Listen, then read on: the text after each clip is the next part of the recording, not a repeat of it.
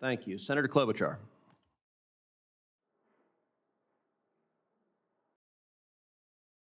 Thank you very much, Mr. Chairman. And I'm going to start out with a kind of interesting question about agriculture data. Mr. Isaacman, I don't think many people understand that NASA's satellite data is hugely valuable for farmers. Programs like NASA Acres and NASA Harvest use satellite imaging to forecast production and monitor crop yields. I'm the ranking member on the Ag Committee, and I've introduced legislation called the Agriculture Innovation Act to strengthen that data collection. Could you talk about your plans to preserve and expand those types of monitoring programs, weather patterns and the like, and how you can better work with the Department of Agriculture? Sure, Senator. I appreciate the question. As I mentioned with Senator Moran before, at the present time, we at least inhabit only a single planet, and it's probably important for us to continue to study it to the greatest extent possible. NASA's had a long-running program with Intelsat. I fully support that we should be gathering data that especially contribute to hardships here on Earth. I mean, obviously there's great agriculture opportunities, but these can be impacted by droughts and wildfires and flooding, and grateful that NASA has the capability to gather some of this data in real time. I don't see that going away ever.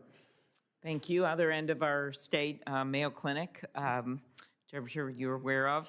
They've been involved in space medicine since 1960.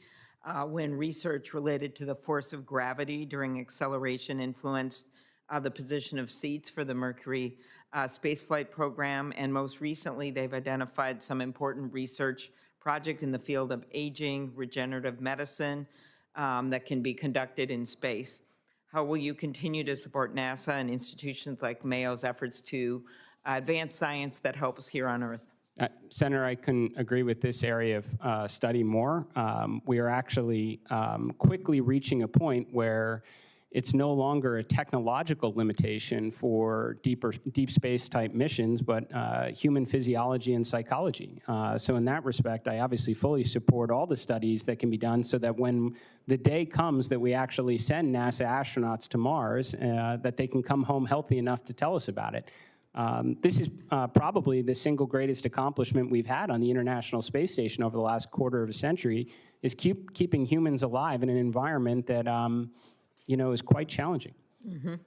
And then just on the research side, a lot of academic institutions like the University of Minnesota rely on publicly funded data from NASA's missions.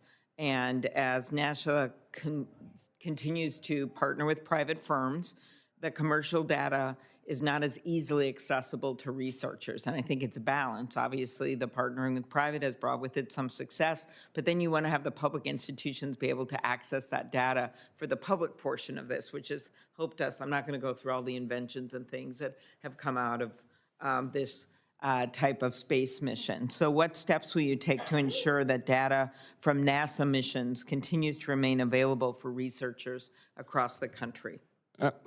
Senator, I fully support it, and I think this actually goes to some of the questions from Senator Markey before. I absolutely think that NASA should be making available all of its data, especially its Earth observation data, freely to academia, so they can draw their own conclusions from it. I don't think it's the most helpful every 4 or 8 years when administrations change that certain scientific positions become overly political. I think that we should be making that data available to academic institutions and let their scientists and research draw their own conclusions. Thank you very much. Mr. Haynes, congratulations on your nomination. We have a lot of manufacturers in my state, a lot of them high-end robotics manufacturers. We do a huge amount of trade, not just in the ag area where we're fourth in the country for ag exports, but throughout our industries. And could you talk about data that the Department of Industry Analysis can provide Congress and the public, transparency data with the price impacts of things? We're obviously concerned about tariffs. Thank you, Senator. I would say a few things. We usually provide data as it compares to bilateral trade flows and sectoral competitiveness. We now provide broad economic data in terms of labor statistics or GDP growth or anything like that. Any data that we do have on specific sectors, especially as they are in your state, happy to discuss those with you and your staff. And by the way, thank you to your staff for meeting with you yesterday and understanding a little bit more about your priorities on the committee. So can absolutely, if confirmed, commit to you to provide the data that we do have.